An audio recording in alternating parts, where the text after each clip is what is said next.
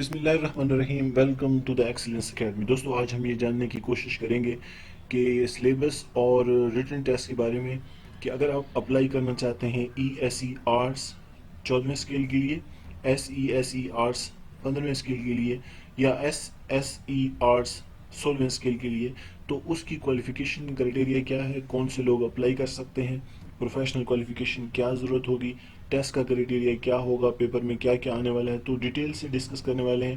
اگر آپ in post کے لیے اپلائی کرنا چاہتے ہیں تو یہ ویڈیو آپ کے لیے یقیناً یوزفل ہونے والا ہے، تو اینڈ تک ہمارے ساتھ رہیے گا۔ سب سے پہلے جانتے ہیں کہ اگر آپ اپلائی کرنا چاہتے ہیں ای ایس ای آرٹس 14ویں اسکیل کے لیے یا 15ویں اسکیل کے لیے یا 16ویں اسکیل کی جو کرنٹ جابز آئی ہیں، تو اس کی کوالیفیکیشن کیا ہے۔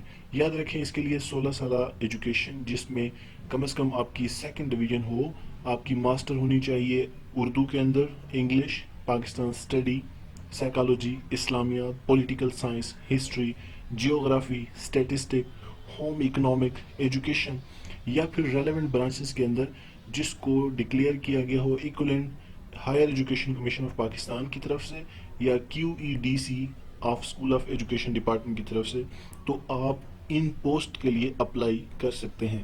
پروفیشنل کوالیفیکیشن کے لیے جو آپ کی ڈگریاں کنسیڈر کی جا سکتی ہیں، اس میں BA، BS ایجوکیشن، MA اور MS ایجوکیشن شامل ہیں۔ بات کریں اگر سلیبس کی، تو دوستو ریٹن ٹیسٹ جو ہوگا وہ جنرل ایبیلٹی ریٹن ٹیسٹ ہوگا جو 100 مارکس کا ہوگا۔ اس کے لیے آپ کے پاس جو ٹوٹل ڈیوریشن ہوگا وہ 90 منٹ کا ہوگا۔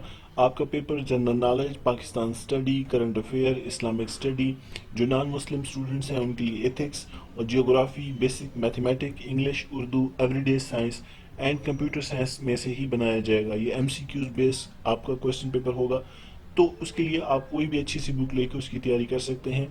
اس پوسٹ کے حوالے سے اگر آپ کی کوئی کیوری ہے تو آپ ہمیں کومنٹس کر سکتے ہیں۔ ویڈیو دیکھنے کا بہت شکریہ، ویڈیو کو لائک کریں، چینل کو سبسکرائب کریں۔ Thanks for watching, stay tune.